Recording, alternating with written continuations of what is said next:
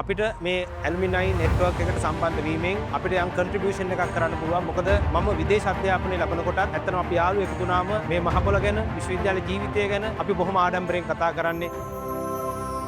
මහපොළ ශිෂ්‍යත්වය විශාල අත්උදව්වක් වුණා කියන එක මගේ මතකයේ රැඳෙනවා. ඇත්තටම තවමත් බොහොම සතුටුයි. මම ශිෂ්‍යෙක් විදියට කැලණි විශ්වවිද්‍යාලයේ අධ්‍යාපනය ලැබුවා. අද ආචාර්යවරයෙක් විදියට විශ්වවිද්‍යාලයේ කටයුතු කරනවා. ඔබ මේ ශිෂ්‍යත්වයෙන් උපරිම ප්‍රයෝජන ගන්න. ඒ විතරක් නෙවෙයි, ඒ ප්‍රයෝජන ගන්නවා වගේම රටට සමාජයට දායක වෙන්න අපිට මේ ඇලුමිනයි නෙට්වර්ක් එකට සම්බන්ධ වීමෙන් අපිට යම් කන්ට්‍රිබියුෂන් එකක් කරන්න පුළුවන්. මොකද මම විදේශ අධ්‍යාපනය ලබනකොටත් ඇත්තටම අපි යාළුවෝ එකතු වුණාම මේ මහපොළ ගැන විශ්වවිද්‍යාල ජීවිතය ගැන අපි බොහොම ආඩම්බරෙන් කතා කරන්නේ. මේ මහපොළට සම්බන්ධ වෙන්න මටත් අද අවස්ථාව ලැබුණා. මහා සම්මානව මා වටේ ඉන්න සියලු දෙනාටත් ඒ අවස්ථාව ලැබුණා. ඉතින් ඒක බොහොම සතුටින් තමයි කතා කරන්නේ.